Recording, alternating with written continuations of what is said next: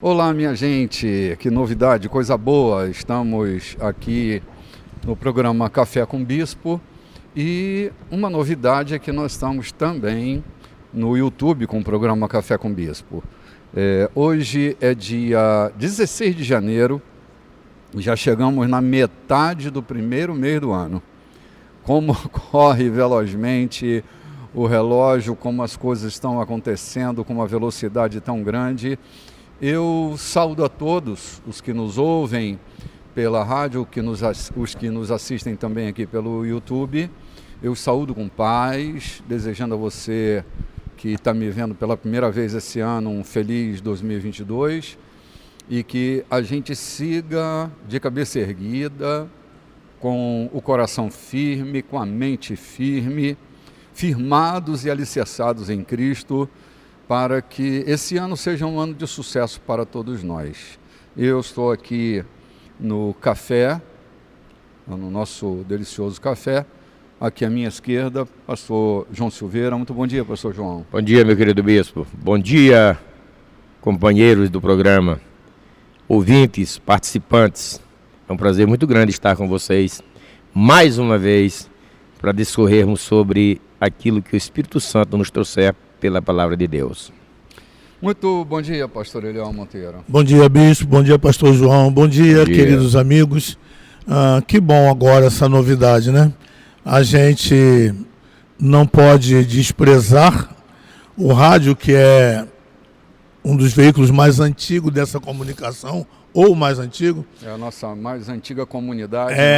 Mas o fato da gente poder avançar um cadinho mais e agora podermos estar nos vendo é muito legal também. Sim, né? Verdade. Por isso quero saudá-los com graça e paz e dizer que fico feliz por essa aproximação um pouco mais justa, né? Uhum.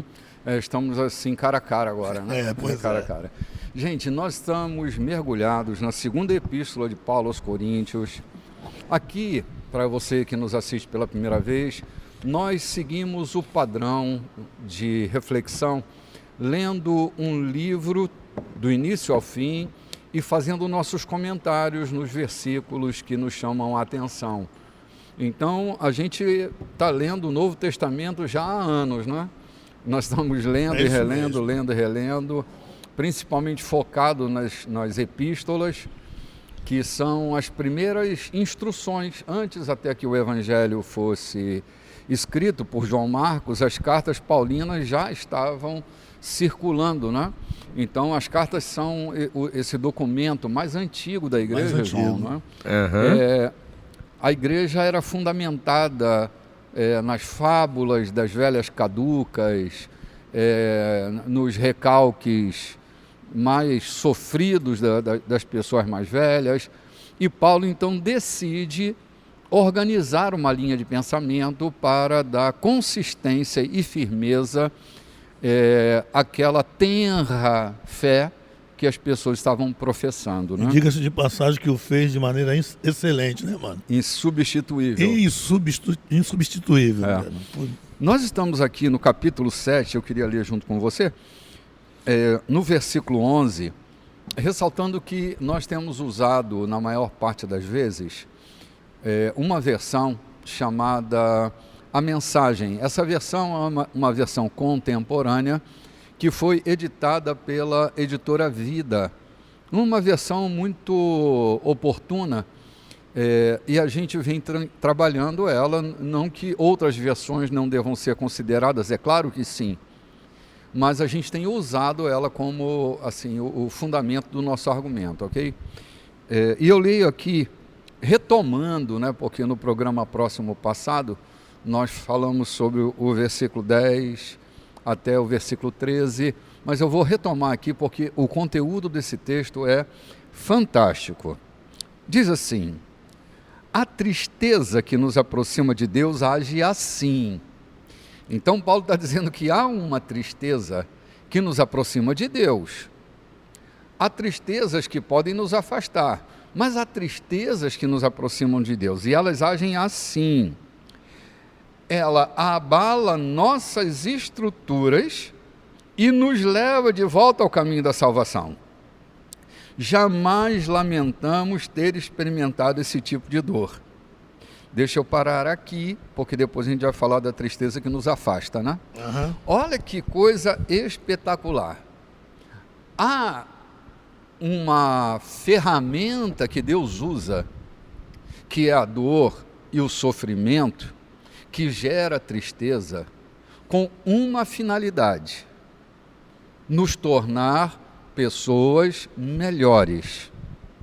Essa tristeza, essa dor, esse sofrimento produzido pelas mãos de Deus, usando as circunstâncias, é claro, tem uma finalidade: que essa dor seja uma professora, que o sofrimento, João, seja um mestre na nossa experiência. Nem toda escassez, a gente falava disso ainda há pouco, nem toda escassez vai acabar com a gente, pelo contrário. Vai nos treinar e nos fazer correr para a vida. Sim, exatamente. Então, eu quero parar aqui para prestar atenção, porque nós temos uma cultura, Eliel, que ela tem sido perigosa, que é aquela percepção da luta do bem contra o mal. Tipo, toda dor vem do diabo, todo sofrimento vem do inferno. E Paulo está dizendo que não, que há sofrimentos que são produzidos com dedicação a fim de nos humanizar. Perfeito. A fim de tornar a gente melhor, gente mais tratável, Perfeito. gente mais forte. Quem nunca passou pelo sofrimento não se torna forte, se torna fraco nos enfrentamentos da vida. É isso mesmo. Meninos que não passam pelas frustrações pertinentes à sua infância viram homens que não suportam sofrer, que não são capazes de viver diante da pressão, que se desorganizam completamente. Então, assim, pode abalar a nossa estrutura, e até deve abalar a nossa estrutura, Sim. mas nos leva de volta ao caminho da salvação. Nos conduz para o caminho da segurança. E ao mesmo tempo nos projeta para um tempo onde nós crescemos um tanto mais, né? Sim. É como se fosse um preparo para entrar no futuro, né, mano? É verdade. É como se fosse... Eliel, João, eu um tempo atrás estava pensando, às vezes só tem um jeito de Deus salvar uma pessoa. É quebrar seu salto alto. É isso aí. Ei, eu posso confessar aqui um pecado. Foi só dessa maneira que eu voltei para o Senhor. Enquanto meu salto estava firme, cara, eu me sentia o cara, mano. A humanidade da gente fica assim, se sentindo no saltinho alto, né? Exatamente. E aí a gente vai se desumanizando, Perfeito. a gente vai se tornando arrogante, Perfeito. só no salto alto. E como Deus nos ama, e aquele que começou sua boa obra em nós vai terminá-la, só tem uma alternativa. É assim, vamos quebrar o salto alto dele. Vamos humanizá-lo, vamos deixar ele sentir toda vergonha, toda tristeza, para que ele volte ao caminho da salvação. Querido, eu peço permissão para parafrasear um poema de Vinícius de Moraes com essa realidade. O poema de Vinícius de Moraes diz assim: é melhor ser alegre do que ser triste. A alegria é a melhor coisa que existe. É assim como a luz no coração. Mas para fazer um samba com beleza, é preciso um bocado de tristeza. É preciso um bocado de tristeza, senão não se faz um samba, não. A vida é bonita e é bonita. Fomos chamados para brilhar dia a dia como a luz da aurora. Mas se não tiver um bocado de sofrimento e de tristeza para acentuar nossa humanidade e a gente se perceber, não se faz uma vida bela, não. Essa vida de que se almeja, essa idealização de tudo muito bem, é vitória, vitória, vitória, e vai...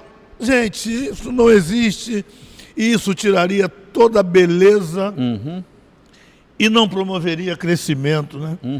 Se olharmos para trás de onde partimos e aonde chegamos, nós vamos concluir: Se não fosse aquele tempo de escassez, De se não sofrimento. fosse aquela traição que provocou tanto sofrimento em mim, se não fosse as perdas, certamente a vida não estava tão bela nesse momento. Não é assim, É assim, cara. A grosseria vai embora, né, João?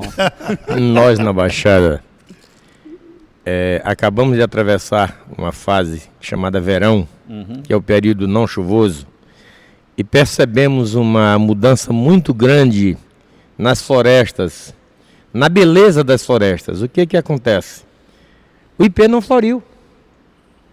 O ipê não floriu. Nos meses de setembro e outubro, o ipê da grande beleza, as florestas na Baixada, no Cerrado, e o ipê não floriu. E a gente foi pesquisar, saber o porquê disso, porque ele não sofreu a escassez da água Perfeitamente. para, no esforço de buscá-la nas profundidades, ele pudesse brotar as suas flores. Como choveu bastante, o verão foi bem generoso, chuvoso, não houve escassez nenhuma, nós não fomos contemplados com a beleza Coisa legal, né? da florada do ipê, né? O ipê devolve com flores os maus tratos que recebe. Eu sou amante do ipê, né? Eu gosto demais do ipê. Tem uma estrada ali na conexão entre Rio e Petrópolis, que tem um caminho longo de ipê de tudo quanto é cor, né? Rapaz, quando o período da escassez chega, é inevitável. A provocação dele, né? A provocação pela escassez, pelo sofrimento da ausência de água, ele devolve suas flores, né? Ele dá de presente as flores. Tem uma mensagem muito profunda nisso, né? Claro. Para nós, né? Em tempo de escassez, dê o seu melhor. Agora, vai muito do que anda dentro de nós e aquilo que a gente também vive pensando enquanto vivemos esse momento de tristeza, de escassez. Ainda porque falando o que há dentro de nós é o que vai se derramar na alegria ou na dor, porque já está lá dentro. Claro, é a nossa natureza. É a nossa natureza, não tem jeito. Sim. Pronto, Ainda João. falando da natureza, a natureza como floresta e tudo, eu passava na estrada um tempo desse com a minha esposa, em pleno verão, período de escassez de chuva, e ela começou a ver as aves peladas, sem folhas. Que tristeza, que dor para aquela árvore estar pelada ali, sem folhagem nenhuma. Eu disse a ela, o que parece a você uma dor, para ela é a sua salvação. O verão aperta, as suas folhas secam e caem no seu pé para adubar-lhe. Se ela não fizer isso anualmente, ela vai morrer, porque vai faltar os sais minerais que provêm da sua folhagem que cai sobre o pé. Então a escassez muitas vezes é a nossa redenção. É isso aí, João. A tristeza que Paulo está falando aqui é aquilo que cura, o que nos faz continuar vivos. Sim. De repente, a gente está falando para a gente que está resistindo ao sofrimento, tentando buscar culpado pelo sofrimento que está sofrendo. E aí não aprende a grande lição que o sofrimento produz. Eu vou continuar lendo o texto, porque é a segunda reação, né, ao sofrimento, que diz assim: mas quem permite que a tristeza o desvie de Deus, vive cheio de remorsos, que podem levá-lo a um estado terminal. Ponto. Olha, pode levá-lo a um estado terminal. Por quê? Envolto numa tristeza que não nos ensina, só nos cabe terminar. A gente perde a beleza, o encanto, a grande magia da lição, da proposta de Deus de melhorar a vida da gente, e a gente se apodrece, não se renova, não se recicla. Então, há pessoas que resistem ao sofrimento que Deus está produzindo para melhorar a sua vida. E, assim, o termo bem contextual vai levá-lo a um estado terminal. Ou seja, não vai mais ter jeito. Isso vai apodrecer você. Isso pode acabar com a sua vida. Há pessoas que estão morrendo de tristeza, literalmente falando. Transbordando da alma, invadindo o corpo de doenças que provém dessas tristezas não metabolizadas, dessas tristezas que não são digeridas, dessas folhas que caem e não adubam a raiz. Então, assim, o grande perigo qual é? Da gente passar pela tristeza. Gente, não tem jeito de você viver e se ver livre de tristezas, de sofrimentos. Não tem jeito. A gente amadurece. Já no versículo 11, a gente vai ler já, Paulo dá uma lição daquilo que uma tristeza operada para o nosso bem é capaz de fazer e de produzir de uma maneira tão fantástica, né? Eu vou para a leitura do versículo 11. Quer comentar alguma coisa a mais? Gostaria de comentar só, né, quando você fala de que a gente precisa estar atento dessa tristeza e desses desafios que Deus é quem promove, a fim de trazer algo novo, melhor e até nos melhorar.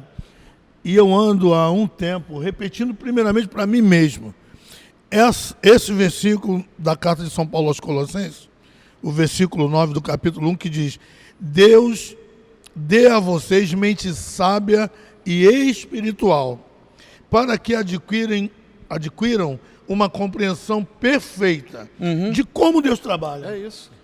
E quando a gente não adquire essa mente sábia e espiritual, e perfeitamente não entendemos, não compreendemos como Deus trabalha, sabe o que vai acontecer? Nós vamos fazer oposição a Deus, vamos resistir a Deus, e para isso vamos usar armas, entre aspas, que chamamos de espirituais.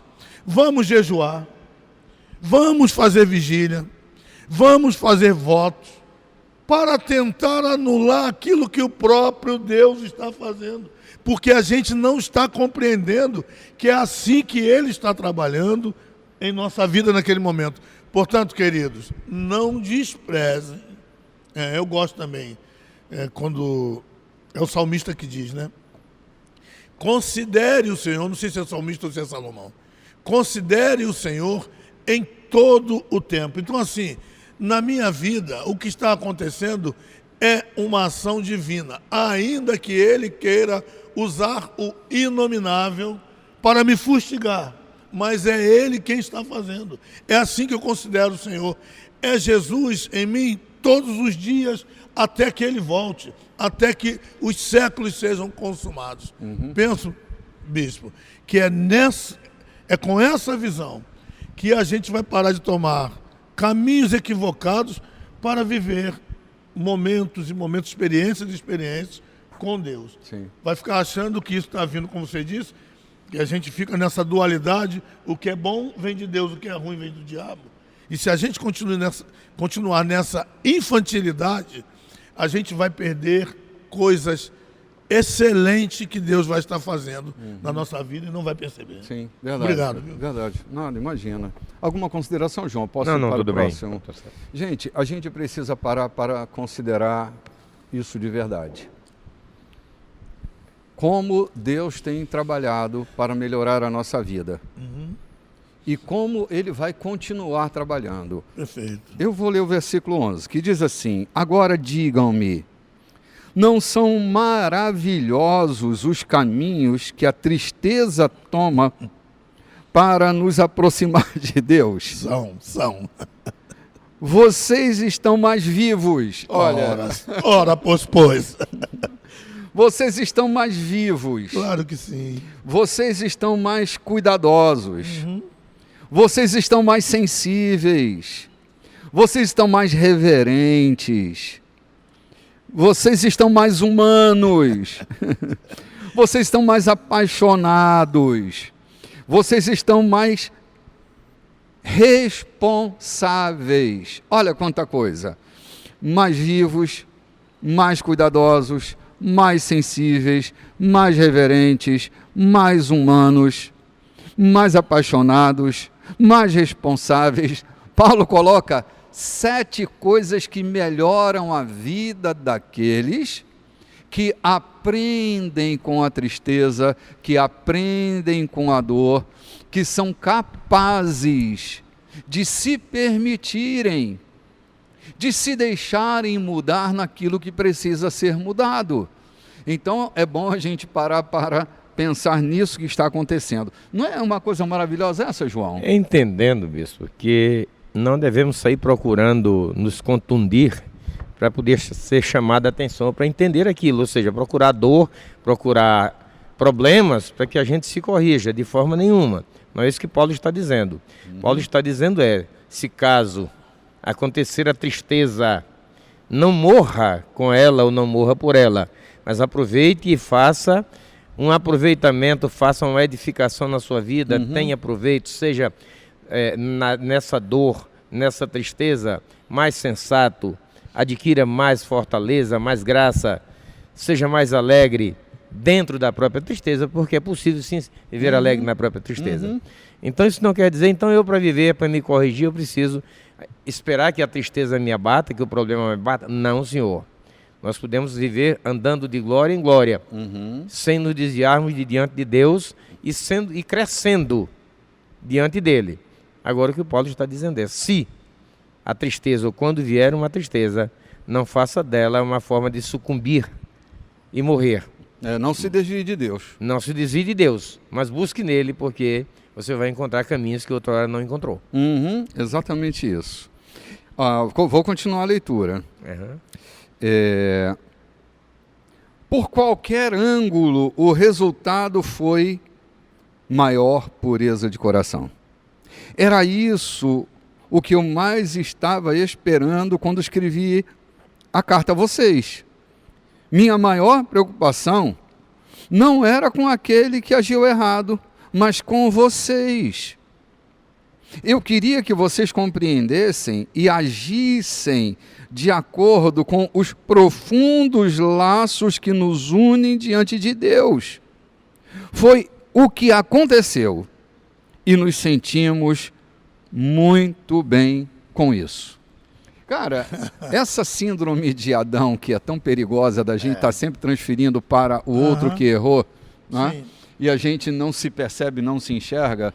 Paulo dizendo, cara, eu estava de olho em vocês, não era por causa daquele que agiu errado, mas como vocês reagiram àquele que agiu errado. Porque o maior problema, gente, não está no outro. De verdade não está. O maior problema está em como nós estamos reagindo quando o outro que age errado. É aqui que a gente vai se afastar de Deus ou se aproximar de Deus. A gente não tem como mudar o outro. Muitas vezes o outro está ali como uma grande ferramenta de Deus para tratar a vida da gente. Né? Há coisas que a gente não suporta. E sabe o que Deus faz? Coloca alguém antagônico a gente para treinar a gente na paciência, na misericórdia. A gente pede paciência, mas não quer exercitá-la. Eu peço paciência e Deus me dá um amigo. Claro, que me não vai ser exercita isso. o tempo inteiro. Agora, eu espero que ele um dia mude. Ele vai mudar. Eu tenho esperança, eu né? tenho Enquanto ele não muda, nele. mudo eu, não? Mudo eu na minha disposição de ser. Ok? Então, assim, é isso que Paulo está falando. O cara agiu errado lá. Né? A gente já tratou desse assunto aqui, né? O cara agiu errado lá. E a gente precisa entender, Eliel e João, que pessoas sérias, que pessoas honestas erram e às vezes erram feio. É que Deus dá oportunidade e às vezes a gente não quer dar oportunidade dessa gente boa e gente séria que errou, se corrija, mude, se levante, haja, viva. Então a gente precisa ter uma boa recepção daquilo que Deus está fazendo. É como nós estamos reagindo que vai mudar de verdade a nossa vida, né? É isso mesmo. Tem que resultar em pureza todas essas coisas. Claro. Porque, mano, é o que a gente vai derramar, é o que a gente vai ter no interior, é o resultado do que toda essa tristeza, essa dor provocou. O resultado precisa ser mais pureza. no coração. Para quê? Para quando a gente for derramar as provocações, saia pureza, saia amor. Mano, compreender e agir de acordo com os profundos laços que nos une a Deus é que é o grande lance, né? A gente vai tomar um cafezinho e voltar já já. Olá, gente, estamos de volta. Na nossa saidinha aqui para o café, eu falava desses profundos laços que estão fundamentados na compreensão e no agir de acordo com esses laços profundos que nos unem a Cristo. Eu diria que há dois laços profundos que a gente precisa considerar. Um é o fato de nós termos sido unidos a Cristo em sua morte. E o outro é o laço que nos une à sua vida. Nesses dois laços, pastor João, nós estamos ligados a Ele em qualquer circunstância, em qualquer situação que nós tivermos que passar. Para a morte ou para a vida? Para a morte ou para a vida. Para a morte ou para a vida. O fato de nós nos unirmos a Ele em sua morte nos dá também o aprofundamento para vivermos por sua ressurreição. Estamos unidos para a morte ou para a vida. E nós não nos desunimos a Ele. É tipo café com leite, que você junta um com o outro e depois não consegue mais separar o que é leite e o que é café. Esses entranhados laços que nos unem, nos misturou com Ele de tal maneira que, passando por tribulação, passando por escassez, passando por problemas, sejam eles quais forem, nós temos uma certeza, que os nossos dias vão terminar com características melhores em nós. Porque não há um homem que se une à morte em Cristo, ou com Cristo, e que também não se una a Ele no espírito da ressurreição, que não termine seus dias de forma melhor, mais convivível, mais humano, mais apaixonado, mais reverente, mais responsável, mais vivo, mais cuidadoso, mais sensível. Todos esses problemas acabam gerando isso na vida daquele que está com entranhado laço de relacionamento. Gente, Deus nos chamou para uma relação com Ele, para uma mistura, para alcançarmos esse estágio do café com o leite, que não há mais como se dissolver, não há mais como se separar um do outro. Nós estaremos unidos a Cristo até o fim dos nossos dias.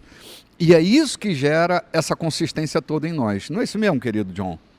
Quando você fala na mistura do café com leite, ela é tão intrínseca que ela passa a não se definir mais sabor, cor ou textura. É uma mistura que não tem como separar. Eu ainda lamento aquela questão de que eu aprendi no início, de que alguém que foi alcançado por Cristo para a salvação pode perdê-la e parar no inferno. Eu não concordo, porque a mistura é muito forte. Nunca se misturou, não né, separa. A não ser que ele tenha colocado café em grão no leite. O camarada tenha vindo para a religião, tenha vindo para a crença, para a religião, mas nunca foi triturado, nunca morreu a morte da cruz com Cristo. Ele veio do jeito que ele estava, ele ficou. Foi colocado o café em grão no leite. Aí João, não pega a textura. Eu tenho uma percepção mais drástica, eu acho que misturaram foi água com azeite. Não vai dar liga. Gente, quando a gente se une com esses entranhados laços, a gente não vai ser mais branco como era, nem o outro mais preto do que era. a gente perde as características essenciais nessa mistura. Dele, né? Então o branco já não é mais branco, o preto já não é tão mais preto assim. Há uma mistura, há uma terceira relação. É isso que me parece que é o nascer de novo, né? Nasce uma criatura que não era mais originalmente como era antes. Suas características mudaram pelo fato de nós estarmos em Cristo. Em Cristo. Plantados nele, fundamentados nele. Maravilhoso isso, né? E sinergética essa terceira pessoa, porque não é um resultado da soma das duas, é uma terceira pessoa. O novo nascimento é uma terceira pessoa. Que surge desse encontro. Surge desse encontro, que ela não tem nada a ver mais com aquela do passado, não é? Ela só tem a ver com os impactos, essa mistura do que veio. Mas o que eu queria comentar dessa profundidade desse laço e da força que esse laço tem, é que entre tantas coisas que ele promove, uma das coisas que eu acho muito legal que ele promove é que ele derruba todas as fronteiras. Esses profundos e entranháveis laços derrubam as fronteiras. Você já não tem mais fronteira para lidar com o próximo, para lidar com a vida. Você não fica livre para viver como dá na cabeça, ou como der na cabeça. Mas você fica livre para viver uma novidade de vida. Não há mais fronteiras nessa relação.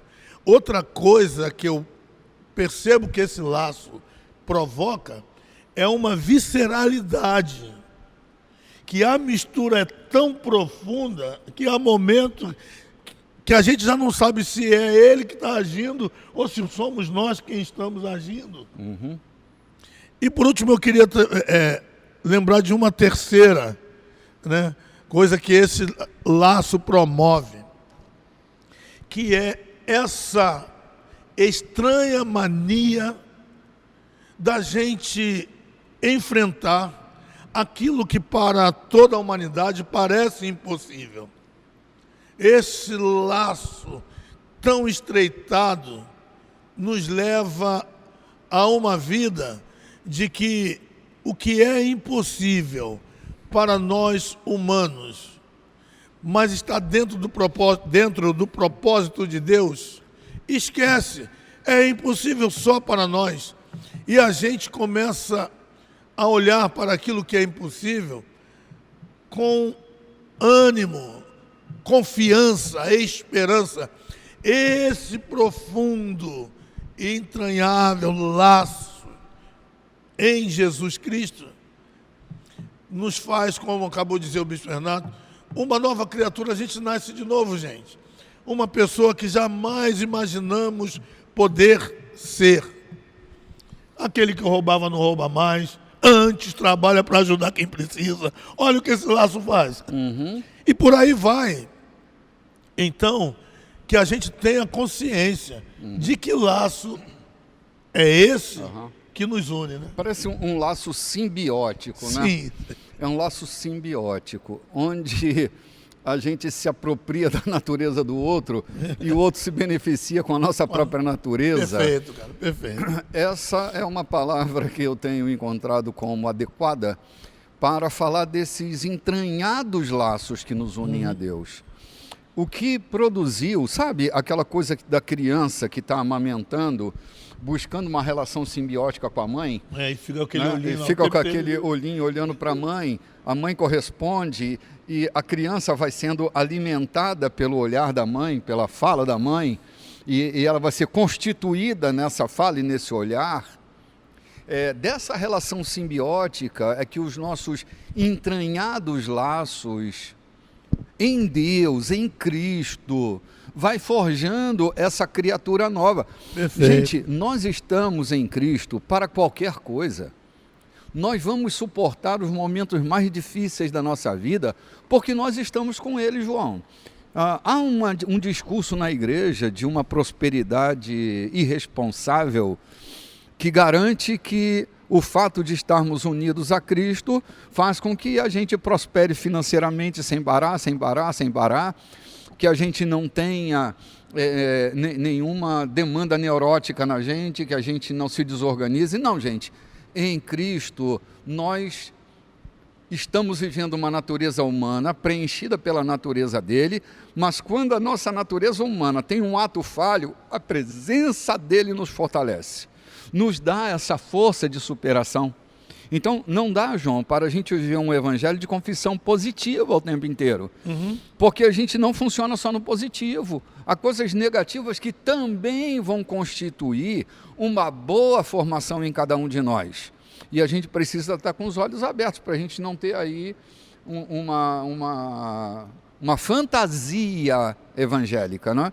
Para que a gente esteja plantado de verdade no poder do Evangelho, que é transformador, que é capaz de nos ressuscitar de cada morte que passarmos, por estarmos unidos a Ele. Então, estar unido a Cristo, e esse tem sido o meu discurso constante, estar unido a Cristo, estar vinculado a Ele, arraigado a Ele, é a grande chance que a nossa natureza humana tem de viver dias melhores, dias de força, dias de autoridade, de capacidade. Então, não se afugente dele quando dias maus vierem. Encare, eles vão passar, naturalmente eles passam. O sol sempre brilha, ainda que tenha uma semana de tempestade, de chuva constante, de céu nublado, o sol vai voltar a brilhar. É só você aguentar firme, sabendo que ele está contigo naquele momento e ele vai ajudar você a superar. Não é maravilhoso, cara, a gente saber que isso é assim, que a vida é desse jeito, mano? Eu só lamento que durante quase toda a minha vida eu aprendi que a relação com Cristo tinha simplesmente a ver com a minha entrada na vida eterna. E não com a vida eterna entrando em mim aqui. Foi custoso descobrir isso, depois de tanto tempo. Depois de uma experiência realmente, uma vida experiencial com Cristo, que pude entender que a minha relação com Ele não tem com a minha simples entrada na vida eterna, mas que essa vida eterna entrou em mim para vivê-la aqui e desfrutar na eternidade. Sim. João, é difícil às vezes na cabeça de alguns, porque associam vida eterna ao porvir. Não consegue entender que a vida eterna começa aqui. Começa aqui. Porque o reino de Deus é aqui. O reino de Deus chegou. Nós estamos vivendo o reino de Deus. Perfeito, e salvação, ela não começa com a eternidade. A salvação começa na vida temporal. Começa no cronos, começa no relógio, começa no novo nascimento. E ela vai se expandindo porque ela é tão grande que ela passa por cima do tempo e alcança a eternidade. Mas vida eterna, salvação. Quando a gente leu ainda há pouquinho que essa tristeza segundo Deus, ok? Nos traz de volta para o caminho da salvação, não é que traz de volta para o caminho da igreja, é que nos traz de volta ao caminho da salvação, que é a ordem do salvo. A ordem do salvo é viver como cidadãos do céu na terra. Perfeito. Então, começa tudo aqui, não se esqueça disso, gente. Deus não nos salvou só de um lago de fogo, de um inferno, de um mármore gelado. Ele nos salvou de um sistema decadente. Ele nos salvou de nós mesmos. Ele nos salvou das angústias da nossa alma. Ele nos salvou de um sistema decadente que ia arrasando e acabando com a nossa vida. Então, a gente precisa estar atento ao que anda acontecendo quando nós, os salvos, voltamos para o caminho da salvação, né? É isso mesmo. O que eu acho tão importante no que nós estamos tratando é que a gente compreenda, todos vocês que estão nos assistindo, de que a gente está tratando de alguma coisa supra-religião. A gente não está falando de religião. A gente não está falando de ser crente ou não ser crente. A gente está falando de uma vida em e com Deus. É diferente.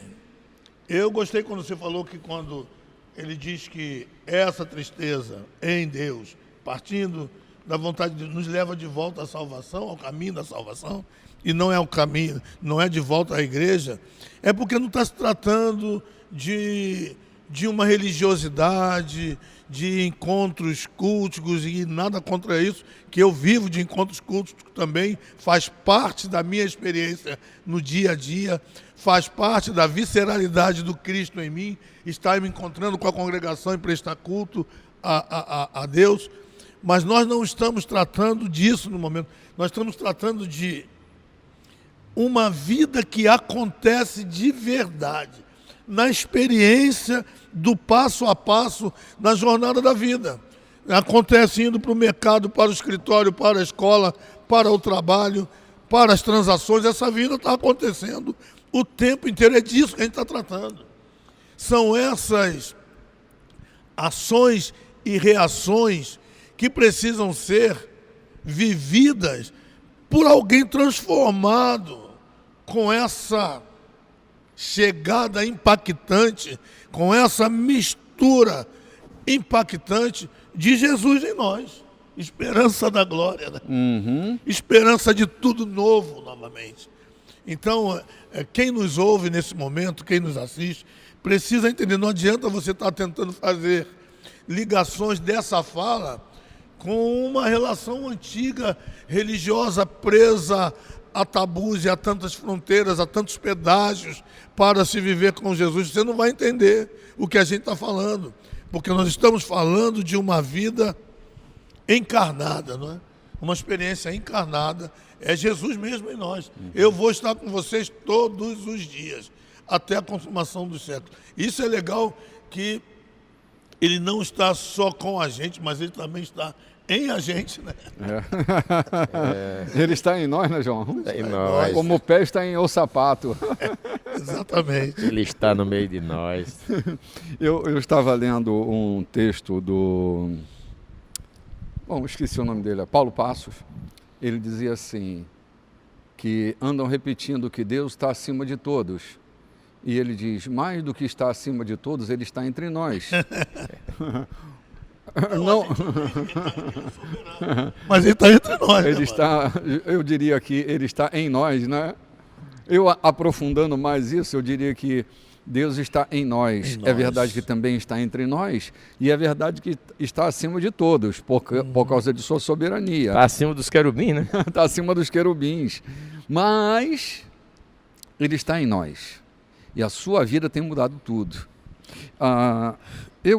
Quer falar? Eu queria só, por causa desse assunto, falar, citar a fala de uma jovem mulher que foi se apresentar num reality lá nos Estados Unidos, e foi cantar. E quando começaram a perguntar sobre ela, naquele momento que ela estava ali para se apresentar, ela estava passando por um câncer no fígado e um câncer em outra área do corpo. Eram duas áreas diferentes, mas ela estava com câncer.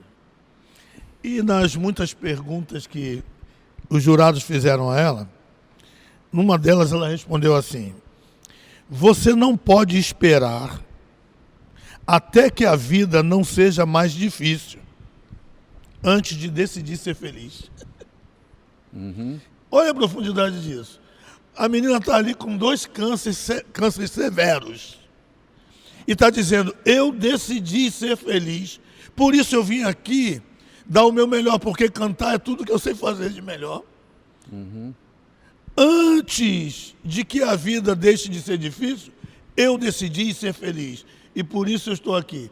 Não é essa tristeza promovida por Deus para nos promover, para nos levar mais adiante. Eu achei isso de uma profundidade. Sim, claro. E de uma coragem tremenda. Né? Cara, obrigado, eu tenho conhecido gente que no meio dos seus desafios de saúde tem vivido melhor do que viviam antes, porque recuperaram coisas na vida delas. Eu fui fazer uma visita a um hospital de câncer, João. E eu era jovenzinho, minha mãe me levou para fazer uma visita a uma menina jovenzinha. Quando eu saí daquele hospital, eu saí transformado. Foi uma visita que me transformou. Porque eu vi que eu reclamava demais porque o pão não estava quente, porque aquela camisa não estava pendurada no cabide, porque o sapato não estava engraxado, porque eu comecei a ver, meu Deus, eu estou vivendo uma vida vazia. Pois é, mano. A vida é tão fugaz, ela é tão limitada, ela é tão pequena, eu digo a nível de extensão, porque é que eu tenho que viver de maneira pequena? Eu vou viver de maneira grande. E aquela visita mudou a minha vida, cara. Eu não me esqueço nunca, saindo do hospital e refletindo em mim mesmo a tristeza de estar vivendo uma vida cheia de reclamação, murmuração, por coisas tão miúdas, tão pequenas, e a menina estava ali, novinha, morrendo de câncer, em cima de uma cama. Pois é. Loucura, né, cara? Loucura, cara. São lições que nos edificam. Agora, eu queria falar de uma presença que muda. A presença de Tito. João, nós sempre precisaremos de um Tito na vida da gente. Um cara que vem trazer boas notícias, que nos aponte caminhos maravilhosos, que nos digam, cara, vai tudo bem lá onde você não pode controlar. Vai tudo bem lá onde você deixou aquela palavra dura, aquela palavra séria, e recuperou essa gente. Eu estava lendo esses últimos versículos do capítulo 7 e fiquei impressionado, porque Paulo, ele está preocupado com a recuperação de alguém que errou. Esse capítulo aqui tem como destino isso, né? E ele diz, cara, Tito me trouxe notícia de vocês e vocês contribuíram para a recuperação daquele que havia errado. Isso foi maravilhoso que aconteceu. Vocês cresceram. Toda aquela tristeza gerada, vocês recuperaram aquele que errou. Não jogaram fora, não execraram, não evitaram. Vocês derramaram o amor que eu disse que vocês deveriam derramar. Vocês derramaram amor sobre esse homem e recuperaram a vida dele. Gente, é disso que trata o Evangelho, João, Eliel, é disso que trata o Evangelho, da gente não jogar fora as pessoas, mas recuperá-las. É isso mesmo. De salvá-las, de protegê-las, de derramar a nossa vida na vida delas, de derramar amor, de derramar carinho, de derramar compreensão. É disso que trata o Evangelho. O Evangelho não trata de condenar, não trata de acusar, não é isso, não é isso. O Evangelho é o ambiente, e a igreja que vive na proposta do Evangelho deve tomar isso como lição da sua vida, e que de vez em quando venha um Tito nos dar notícia de que o Evangelho está funcionando na vida dos cristãos, porque é possível que os cristãos estejam vivendo fora do padrão do Evangelho, que é o que estava acontecendo.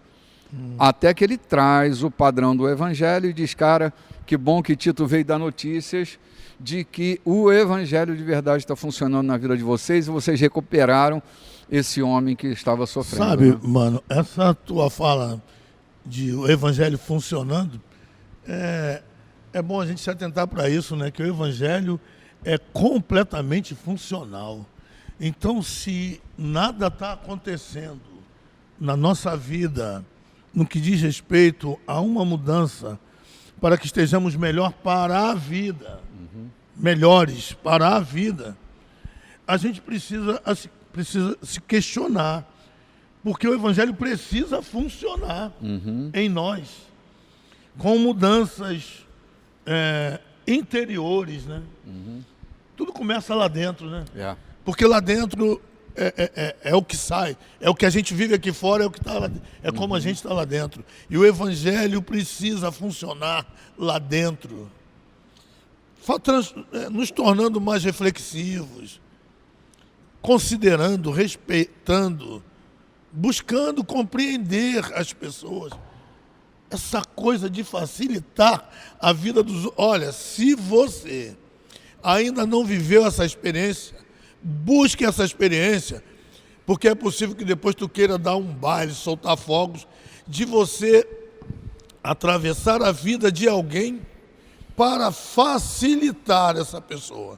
E quando você percebe que isso funcionou, eu ainda não conheço prazer maior de você. Não é para você ostentar que foi você, mas é você perceber que você cooperou com Deus naquilo de bom que está acontecendo na vida do outro. Isso é fabuloso e incomparável. Sim. Não dá para comparar. Ver o Evangelho funcionando, João, na vida de uma pessoa que a gente sabe que não tinha jeito para ela, mas por causa da presença, da força e do poder do Evangelho, que é poder de Deus, né? Sim. Transformando a vida dessa pessoa. Estou aqui parado vendo a importância de Tito. Como ter um amigo, como ter um companheiro é importante para recuperar vidas, para dar firmeza àquele que dirige, àquele que coordena, aquele que falávamos, lembra? Sim. Nos bastidores. Sim. Todo homem precisa de um companheiro, de alguém para lhe dar uma força. Um verdadeiro amigo, né? Que apresentem os títulos aí na sua vida, viu? Que eles apareçam. A gente vai ali tomar um cafezinho e volta já já. Olá, gente, estamos de volta. O capítulo 8 da segunda carta aos Coríntios é o texto que nós vamos tocar agora. Saímos com a presença de Tito, que é muito boa, como é bom a gente ter amigos que compartilhem coisas com a gente, que a gente pode contar, que está imbuído do mesmo sentimento. A gente até falava um cadinho antes de começarmos o programa, assim, da importância de ter amigos. Eu me lembrava de uma poesia do Milton Nascimento, que diz que amigo é coisa para a gente guardar do lado esquerdo do peito as 7 chaves, não é? Porque a presença de um amigo sempre gera um novo ânimo na vida da gente, né? Saber que a gente não está sozinho, né, John? Caminhar sozinho é ruim demais.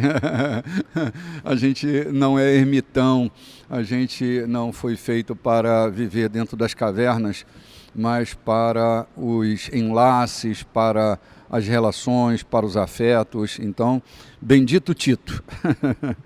E agora no versículo 8, o capítulo 8, perdão, versículo de 1 a 4, eu leio assim: agora, amigos, quero comentar sobre os surpreendentes e generosos meios pelos quais Deus está trabalhando nas igrejas da província da Macedônia.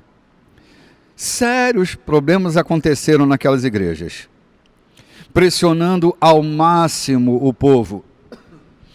Mas isso revelou o verdadeiro caráter deles. Inacreditavelmente felizes, ainda que desesperadamente pobres. A pressão motivou algo inesperado, um rio de doações sinceras e generosas. Eu estava lá e vi. Eles contribuíram com tudo que podiam, além das possibilidades deles, eu diria. Ajudar os cristãos pobres era um privilégio do qual não queriam abrir mão. Ponto. Caramba. Que texto é esse, né? Muito. Eu primeiro quero considerar aqui, antes de falar da generosidade dos irmãos, eu queria que falar sobre a situação de que problemas nos revelam. Tudo que a gente vinha falando. Problemas revelam o nosso caráter. A maneira como nós enfrentamos as situações que se apresentam na vida da gente revela exatamente como a gente é. A gente é quem a gente é no meio das pressões. Porque as pressões são reveladoras, João. Se a gente é forte ou se a gente é fraco, se a gente tem fé ou se a gente não tem fé, isso é provado no meio das grandes tempestades, no meio dos grandes problemas. Paulo está dizendo, meu Deus, olha como revelou o caráter deles. Como essa pressão toda, essa dificuldade toda, revelou aquilo que havia dentro do coração deles. Os caras que não tinham um centavo no bolso, mas decidiram entregar-se de uma maneira tão surpreendente que produziu uma avalanche de bondade, ofertas generosas, tiraram força da fraqueza, encontraram riqueza no ambiente da pobreza, mas eles não abriram mão de contribuir com a pobreza de outro. Que coisa extraordinária essa. Eu, muitas vezes, conversando, eu tenho alguns amigos, irmãos, tenho um meio-irmão muito abastado, e lá para a Baixada costumam dizer, mas o camarada é generoso porque tem. Você fez isso e aquilo porque você tem. Eu discordo piamente disso. A riqueza nunca faz ninguém generoso e nem avarento. Nem a pobreza torna alguém avarento. A avareza é própria da natureza, é como a pobreza. A pobreza não está no bolso de ninguém, a pobreza está na cabeça, na mente. A avareza é uma qualidade interior do indivíduo. A generosidade, aquilo que Eliel disse no primeiro bloco, dizendo que a pureza, aquilo que está dentro da gente, quando alguém caça para buscar a resposta atravessada, sai uma resposta saudável e branda, porque é o que está dentro daquele que tem a Cristo. É isso, João. É o que está dentro daquele que possui a Cristo. Isso mesmo. Por mais que a sua natureza humana queira dar um murro, ele abre a mão para dar o pão. Por mais que a natureza humana incite para dar escorpião, mas o Cristo que está lá dentro incita a dar o pão. Então, o que Paulo está falando aqui dos macedônios é que eles demonstraram, na verdade, que viviam a Cristo.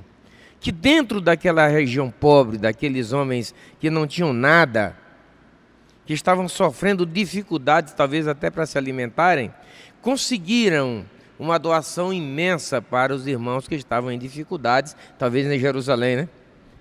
Em outras igrejas, passando fome, aperto por conta de terem crido em Cristo e terem sido privados dos seus bens, né?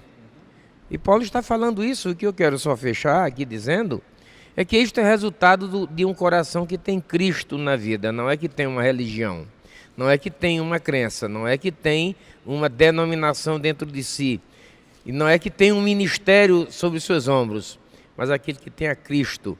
E quando a porta se abre, é Ele quem aparece trazendo enxurrada de grandes coisas de onde não se esperava ter. Exatamente, João. João, você estava falando, eu estava considerando que de verdade não é a pobreza que nos aproxima de Deus, nem a riqueza que nos afasta, nem vice-versa. É o coração propício. É o espírito daquela pessoa. É isso que nos une a Cristo ou nos separa dele. É o que vai dentro do nosso coração. O nosso caráter, ele é revelado justamente no momento da escassez, no momento da dificuldade. Quer conhecer um covarde? Depressão nele. Ele logo vai pular fora, vai embora. Vai abandonar tudo. Mas quer conhecer uma pessoa corajosa? Olha para os dias da pressão e como essa pessoa se comporta nos dias da pressão. Essa é ela. Essa é ela. É o fruto e a árvore. Quer conhecer alguém? Bicho, olha para o fruto. É o fruto que se produz essa árvore que revela que árvore é essa. Entende? Então, tinha uma frutinha antigamente, né? Hoje eu não tenho visto mais, que era o araçá, né? Era tipo uma goiabinha. Sim. Você olhava, parecia uma goiabeira. Mas quando o fruto brotava, você distinguia, isso não é goiaba, isso é araçá.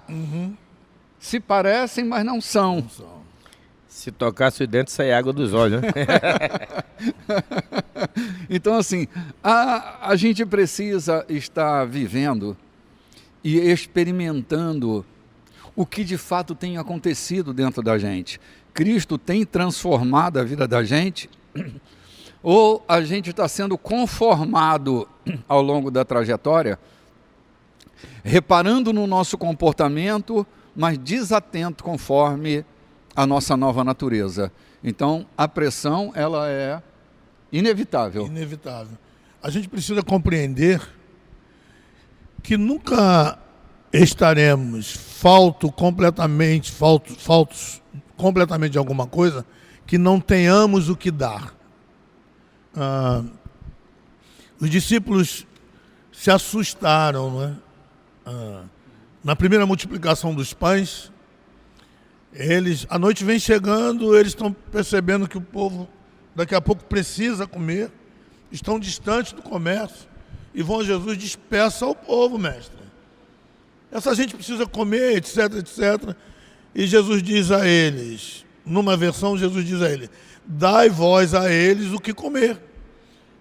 Nessa versão que a gente está usando, Jesus diz o seguinte: vocês vão dar a eles o que comer.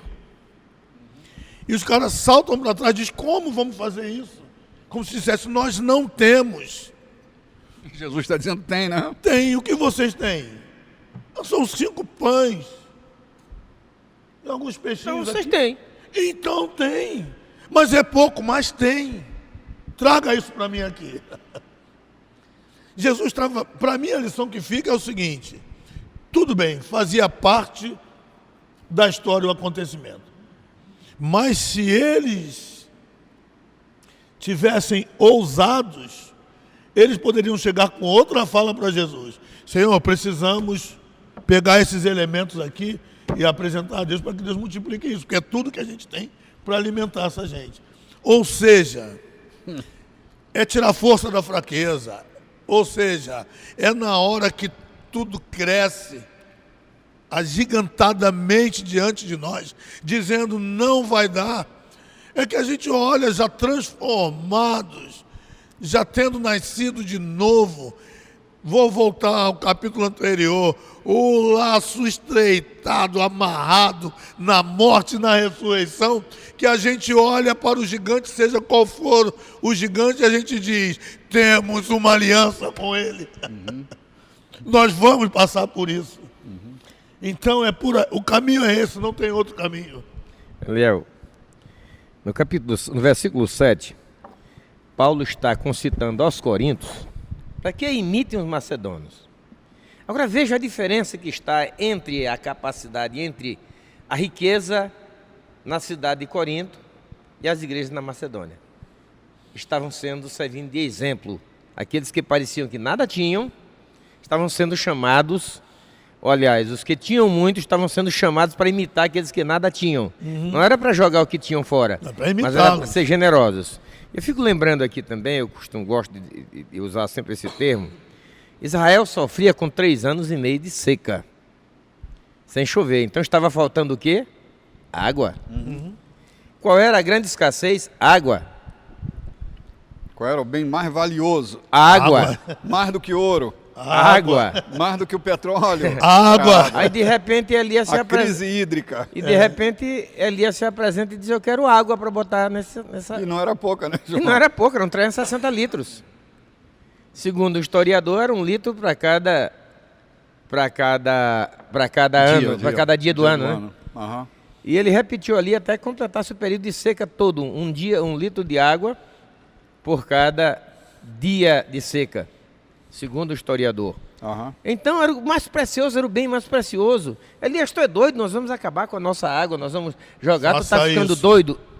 Façam isso. Então quando há um temor de Deus, Elias chegou e a presença de Deus chegou no meio do povo. A escassez estava por conta vamos dizer assim, da rebeldia de Acabe, né?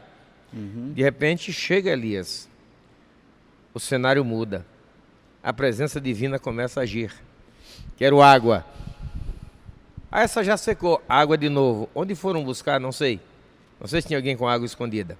O certo é que, segundo a meteorologia ou alguns estudiosos, aquele vapor que subiu da terra, da água que o fogo lambeu, provocou uma frente quente, encontrou uma frente fria, lá em cima. A chuva caiu. E a chuva caiu. Tome chuva. Lá vem aí. Eu não sei, só fechando Tome aqui, chuva. eu não sei o resultado, porque Paulo não fala que aconteceu com os macedônios resultante da generosidade deles. Mas eu tenho certeza que não ficou sem paga, né? Claro. Porque a gente está acabando de dizer, Israel ofereceu a água que tinha e caiu a chuva torrencial, né? Muitas vezes nós ficamos escorados para não dar o pouco que temos, porque achamos que vai nos fazer falta. Bobagem. Aquela viúva com Elias também, do pouco que ela tinha, ela deu. E passou o ano todinho se alimentando daquilo. Não houve necessidade, não sofreu necessidade. João, fico pensando que é muito, e esse encontro, a gente está falando, em outras palavras, o tempo inteiro, que é muito do que a gente está enchendo o nosso interior. As nossas respostas para a vida é aquilo que a gente anda nutrindo dentro da gente. E esse casamento do nosso espírito com o Espírito de Jesus, e agora eu vou andar por um tempo com essa força desses laços, né? Esses laços na morte e na ressurreição, se isso ocupa o nosso interior, a gente vai ter sempre uma saída dentro de nós mesmos, porque Ele está aqui, entendeu? E é nesse momento que vai valer muito mais a presença dEle, a estada dEle, a ocupação dEle dentro de nós, do que qualquer outra coisa. Chega a ser tão misturado, como eu já disse no bloco anterior, que há momentos que a gente vai se confundir. Quem é que está fazendo isso? Sou eu ou o Cristo que há em mim? Não é? Sim. Mano, a entrega sem reserva, ela produz um resultado absurdo. Usando do expediente de vocês dois, eu me lembrava também da viúva, quando o profeta pergunta a ela, o que você tem aí? Ela diz, nada. Então Deus não pode multiplicar nada. 2 milagres precisam acontecer, e um em função do outro. O primeiro milagre é a gente descobrir que no nosso nada há reservas. Foi quando você falou, dai vós mesmos o que comer para eles. Os discípulos precisavam ver e produzir a primeira etapa do milagre, que é disponibilizar. Perfeito. A viúva lá precisou disponibilizar as vasilhas. Então, a disponibilização... Por que é que o grande impacto dos irmãos da Macedônia? Porque eles viram possibilidades no lugar onde eles não tinham. Essa é a primeira fase do milagre e pertence a cada um de nós. E a outra que pertence a Deus, mas esta outra não acontece senão em cooperação com a primeira fase do milagre, que é a disponibilização, é fazer multiplicar. Multiplica o azeite da botija, multiplica a farinha dentro do pote, multiplica os pães e os peixes, e os discípulos começam a identificar que estava na mão deles o milagre. Era só eles disponibilizarem e deixar Deus fazer a parte dele. Quando essas duas pontas se encontram, o milagre acontece. A pergunta é, o que é que você tem na sua mão? Do que é que você dispõe? Porque a parte de Deus, Ele cumprirá. Nós não estamos aqui para fazer a obra de Deus, estamos aqui para fazer a nossa obra. A obra de Deus Ele fará. É isso aí. Mas Ele fará em justa cooperação com a nossa disponibilização. Por uma decisão dele, né? Sim, claro. Não uma necessidade, ele decide assim. Ele é o Deus que quer fazer. Pois é. E nele sempre estará o sim. Ok? Agora, isso é por nosso intermédio. Nosso intermédio. Se vamos intermediar o sim de Deus ou não, está na nossa mão. Então, como Deus sempre estará pronto para multiplicar o que precisa ser multiplicado, eu não posso entregar um zero. Perfeito, entendeu? Mano. Perfeito, perfeito. Por isso a água. Como vai cair uma tempestade se não tem vapor para subir, João? Eu costumo dizer que quem não dá porque não tem porque não dá. Perfeito, João. Ô, João, muito legal. Bom, repete aí, João, repete aí Quem devagarzinho. não dá porque não tem, só não tem porque não dá. É isso aí. Eu já contei em outros programas, mas vou repetir aqui. Conheci uma senhora, vou citar o nome porque eu tenho liberdade para fazer isso. A irmã Justina morava ou mora no Cajueiro. Quando eu morava no Anjo da Guarda, ela tinha uma pequena banca lá na feira do Anjo da Guarda. Então ela almoçava conosco todos os dias, porque ela não tinha como pagar passagem para ir almoçar em casa, ou o recurso que lhe era auferido da banca que tinha, não dava para ela comprar o almoço. Então ela almoçava com a gente. Era muito pobre. Mas um dia eu me surpreendi.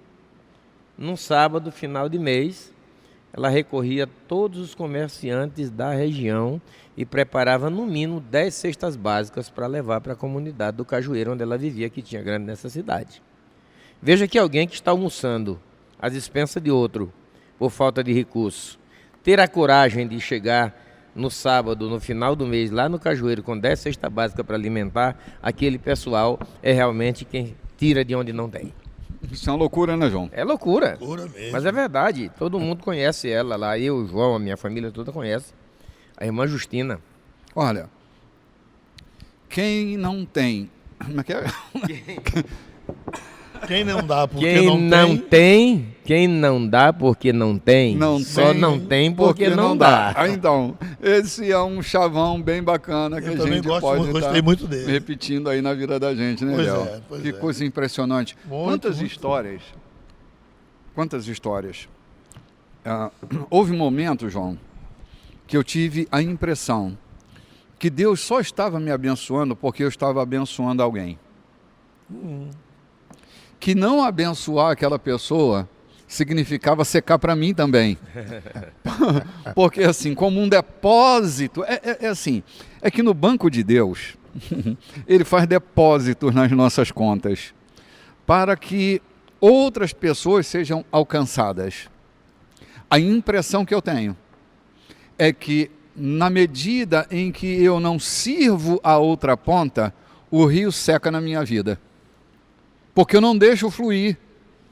Eu faço retenção.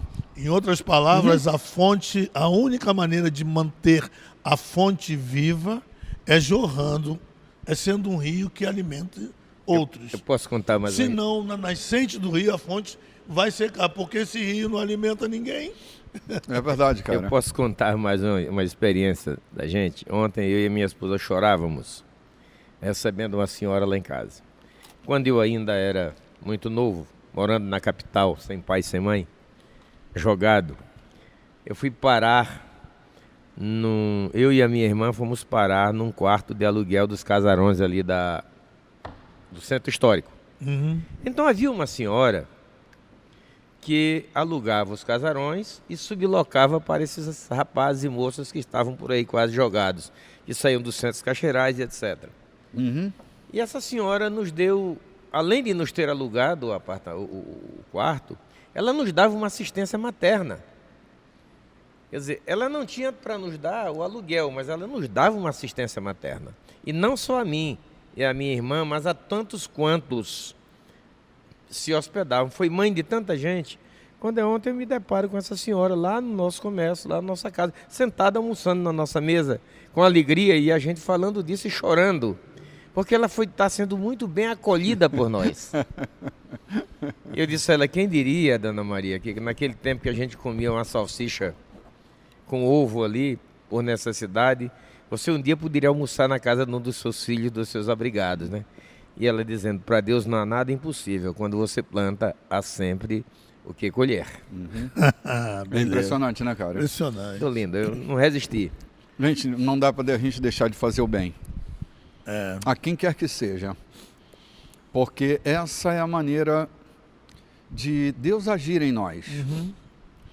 Eu lia um texto de Paulo, lembrando Jeremias, que é aqui mesmo, bem aqui.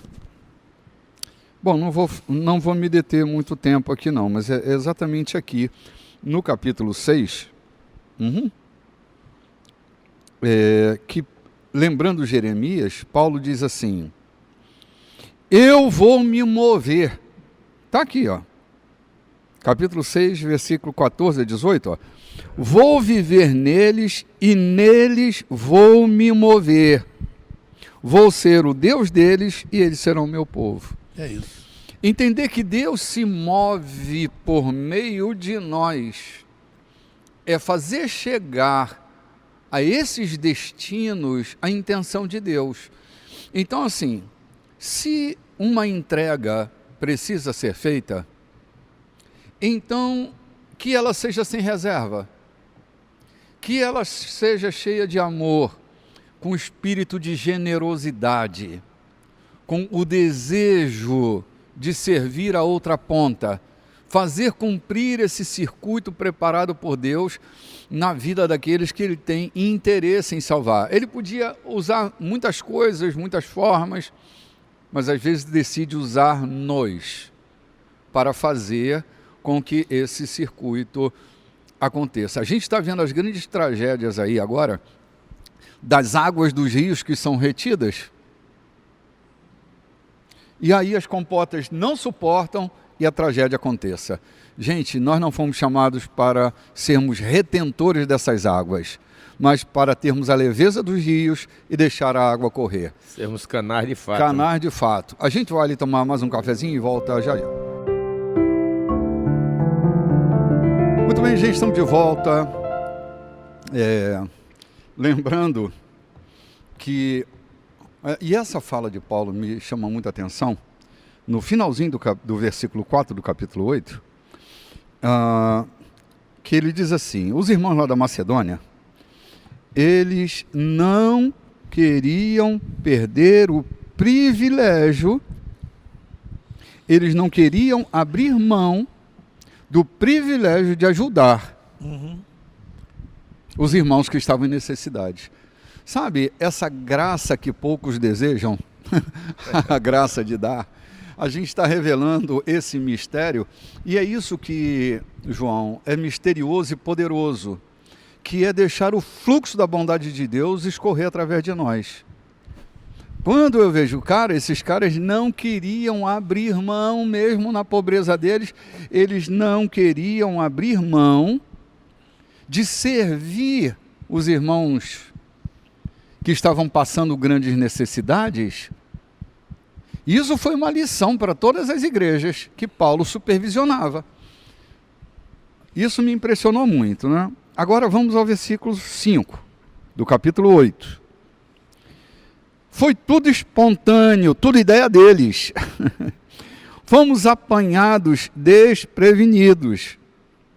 A explicação é que eles, antes de tudo, se entregaram sem reservas a Deus e a nós. A outra oferta simplesmente fluiu dos propósitos de Deus, que trabalha na vida de cada um. Foi por isso que eles nos convenceram a pedir a Tito que trouxesse a oferta para vocês, para que aquilo que começou também pudesse ser concluído. Vocês já fazem bem muitas coisas, confiam em Deus, são articulados, criteriosos, apaixonados, nos amam. Agora, nessa questão, espero que também façam melhor. Foi aqui, né, João? É bem aqui. É que às vezes a gente pega a Bíblia, eu fico pensando nisso, encontra uma promessa para um justo e bota tudo no mesmo bojo, o fiel, o justo, o temente, o reto, etc, etc, como se tudo fosse a mesma coisa. Aqui Paulo está dizendo que os coríntios têm qualidades lindas, mas precisa de mais uma: ser generoso. E muitas vezes acontece em nossas vidas. Sim. Lembra nas qualidades que Paulo invoca a Tito quando foi instituir pastores na cidade de Creta? Ele coloca uma série de coisas. Condições, né? Condições, uma delas é ser generoso, é ser hospitaleiro. E eu acho que a sine qua non de toda ali é ser hospitaleiro. Infelizmente eu tenho passado aí por algumas coisas, eu tenho visto essa dificuldade, porque parece que não está no coração. São pregadores, pastores eloquentes, te dão uma boa carona, mas não te levam para a casa dele para tomar um café. Então, o que Paulo está dizendo aqui? Vocês são eloquentes, vocês pregam bem, vocês têm demonstrado tanta coisa boa, porém está faltando uma coisa que eu quero que vocês se aperfeiçoem nela. Sejam generosos. Se a gente aprender a generosidade, nunca há falta na casa da gente, isso eu tenho certeza. O dia que a generosidade, você, meu irmão que está nos ouvindo, o dia que a generosidade alcançar com largueza o teu coração, te garanto isso como servo de Deus, como ministro de Deus, a tua casa jamais terá falta de pão. Sim. Gente, é como andar de bicicleta. A gente aprende e nunca mais esquece. Me lembro que algum tempo atrás eu estava numa propriedade de João e tinha uma moto lá. Eu já não andava de moto há 30 anos. Eu peguei aquela moto e saí pelo campo afora. Lembra, João? Ou seja, nunca mais esqueci. Fiquei 30 anos sem andar de moto, mas trepei numa e fui embora, andando pelo campo afora, né? É claro que eu não estava exímio piloto, mas eu consegui me mover direitinho, sem cair, inclusive, né? Por quê? Ser generoso, aprender a dizimar, aprender a ofertar, aprender o caminho de um rio.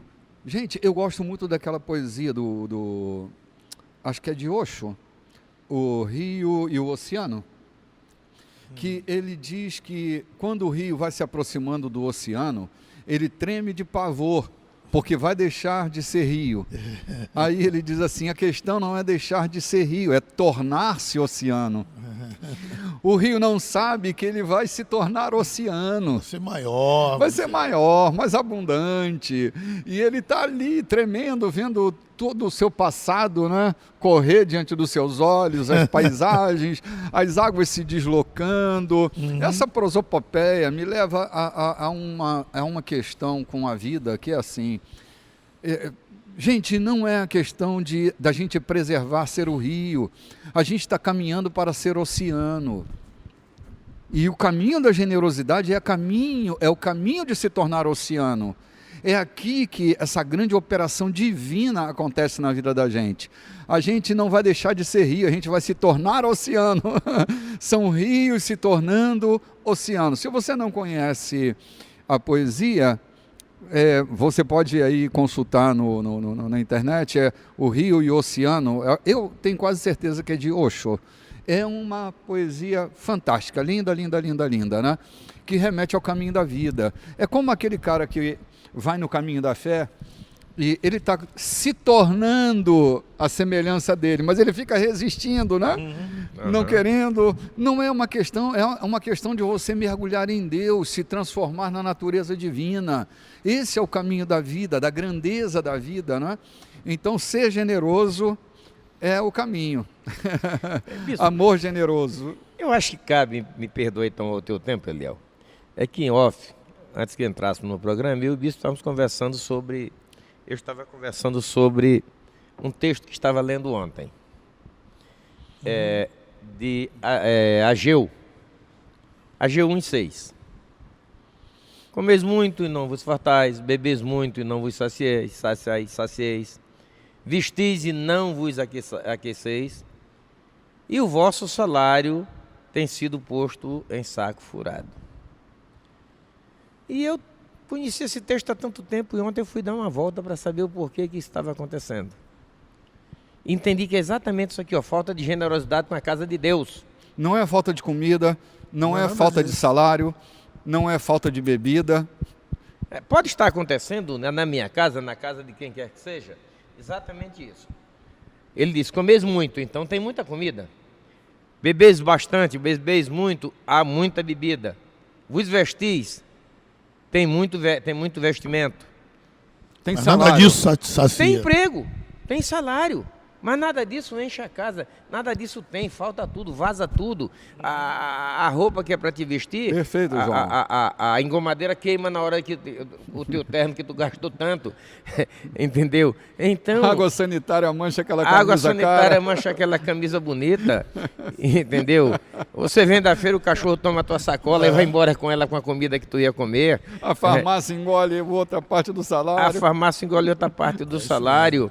E aí vem uma série de coisas que tem salário, tem comida, tem bebida, tem roupa, mas não tem fartura. E eu fui procurar o porquê. A falta de generosidade com aquele povo, com a causa ou com a casa divina. Então isso pode acontecer, tanto na generosidade para com o próximo, quanto com a obra de Deus. E ali está especificamente com a obra de Deus. Há consequência, sim, com aqueles que preferem. E o que é que estava acontecendo? O que é que Ageu diz? Vocês estão dizendo que não é... Não, vai deixando para lá, depois ainda não é tempo de reformar a casa de Deus.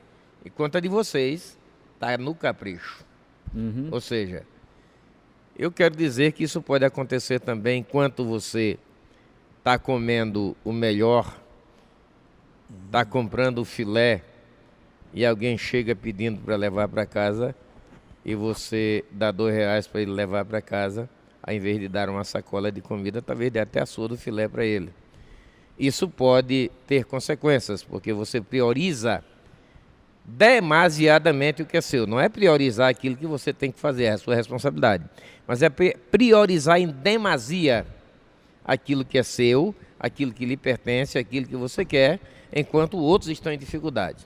Você compra um sapato Rafael Stephanie, enquanto o outro está andando descalço, você não quer dar nem a sua sandália que está sendo usada para ele. João, eu entendo que toda vez que Deus nos supre, Ele está sempre pensando em alguém, não somente em nós. Ele está confiando, está acreditando que a gente vai estender as mãos e naquela ação de nos suprir, ela vai ter vida corrente. Vai entrar por aqui, a gente vai atender a sua necessidade e alguma parte vai para alguém que Deus está querendo alcançar. E se a ausência dessa compreensão, é possível que a gente comece a se tornar saco furado, não se sacia com nada. A questão, Eliel, que João está considerando, e me chamou bastante atenção quando a gente conversava, é assim, tem comida, tem bebida, tem roupa e tem salário. O que não tem? Prosperidade. Pois é. Exatamente. Porque assim, a prosperidade, ela está diretamente ligada à generosidade, gente. Eu também entendo assim, Se Bispo. você deseja ser próspero é ter o suficiente para si e para repartir. Se você não consegue nem ter para você, ainda que tenha, há uma condição insaciável. Come e nunca se farta, bebe e nunca se dessedenta, se cobre, mas continua com frio, tem um salário, mas está dentro de um saquetel furado. Tem alguma coisa errada. Tem alguma coisa que não está funcionando. Se a prosperidade... Olha, o que esses caras da Macedônia estão ensinando, e Paulo diz, cara, que vocês também aprendam com eles. Esses caras que aparentemente não têm nada, eles transbordaram em generosidade. Quando eu li aqui, foi tudo espontâneo, tudo ideia deles. Entende? Não foi um plano de Paulo, foi ideia deles. Eles quiseram participar dessa misteriosa ação de levar aos que nada tinham aquilo que não era aquilo que lhes sobrava, era aquilo que eles nem tinham. Então, a ideia que eu tenho da Macedônia, João, é que a Macedônia experimentou uma influência divina na vida econômica deles a partir dessa semeadura que eles fizeram. Eu também creio. A coisa foi tão bonita que o texto que eu tenho à mão diz assim: e eles nos suplicaram repetidamente o privilégio de participar da oferta pública. É isso aí. E não foi Rapaz, não foram cobrados. Esses caras estavam com seus interiores cheios de pureza e de bondade. Eles precisavam extravasar isso, senão eles iam explodir. Sabe como? Pelo amor de Deus, me deixe participar disso. Não nos deixe fora, não. É como se alguém dissesse... Ninguém pediu a eles, né, Ninguém cara? pediu, cara, isso é que é legal. Não houve um apelo, gente... Vocês não estão vendo como é que estão os nossos irmãos, coisa e tal. Por favor, aqueles que podem. Não teve isso. Partiu do coração dos caras. E antes de qualquer coisa, eles disseram logo, não, sabe, pelo amor de Deus, não nos impeça. Não nos deixe de fora dessa. Nós estamos cheios disso. Sim. É fabuloso, gente. Sim. É fabuloso. Mano, 1 de 1 é 1. Mas 1 de 1000 é 1000. Boa fala. É essa coisa que funcionava neles. Entende? A grande soma não era senão o 1 de 1000. Cada um dando na condição que nem tinham. Olha, eu vou dizer uma coisa para vocês. Quantas vezes eu dei o que eu não tinha. E continuo dando muitas vezes do que eu não tenho. Uhum. Isso significa que eu estou fazendo uma barganha? Não. Não significa isso. O que significa? Que eu já aprendi como é que o rio funciona. Eu já aprendi que é o fluxo dele que faz as águas nunca serem salgadas. Sabe por que o rio é doce e o mar é salgado? Porque o rio troca suas águas o tempo inteiro. E o mar, ele é um retentor de sais. O rio está sempre trocando seus sais. Mas o mar não. O mar é um retentor de sais. Se você quer viver essa vida doce de um rio, então precisa fazer jorrar, precisa fazer acontecer. Ser generoso com tudo o que você puder ser na sua vida. Não quer dizer que você tem que ser um pródigo. Não é disso que a gente está falando. Não estamos tratando de prodigalidade, estamos tratando de generosidade, da responsabilidade de chegar ao outro sem fazer vista grossa, sem ver a necessidade do outro e virar as costas e deixa Deus. A gente pode matar de duas maneiras, gente. A gente pode matar numa ação contundente, ou a gente pode matar virando as costas. Numa ação negligente. Sim. Eu não tenho coragem, João, de dar uma machadada, mas eu tenho coragem de virar as costas e não jogar água. Lembra daquela história do cidadão que preferiu ir fazer o seu tratamento porque podia, para poder dar a vaga para alguém que não podia fazer isso? Você pode, ao fazer isso, guardando o teu dinheiro, se você pode fazer o seu tratamento, guardando o teu dinheiro e tomando a vaga de um outro que vem atrás, você se torna assassino. Sim. Eu creio. Sim, roubou a vaga do que não podia. Deus me deu recurso, eu vou fazer um tratamento. E é um tratamento de vida ou morte. Então Deus me deu recurso. Eu posso fazer esse tratamento particular para abrir mão, abrir vaga. Daquele que está na fila? Para aquele que está na fila e eu não abro vaga, o 10º que está na minha fila, ele vai morrer. E eu vou ser culpado disso porque eu deixei morrer. Eu podia ter cedido a vez para ele. Podia ter cedido a vez para ele. Sim. É isso mesmo. A outra fala que eu ouvi, muito legal, foi de uma pessoa que se encontrava numa condição muito difícil, era fatal. E alguém, quem estava cuidando da situação, disse para essa pessoa: não tem jeito para você, porque nos 100% de chance para você superar isso, você só tem 2%. E ela disse: e você está dizendo que não tem jeito para mim? Com 2% de 100, você está louco? Você está querendo me desanimar a viver? É nesses 2%. É que eu vou me que apoiar. É tudo que eu tenho que eu vou me apoiar. Olha o que essa pessoa está pensando enquanto está vivendo o que está vivendo, cara. Você está louco. Eu tenho 2%, você está dizendo que eu não tenho nada.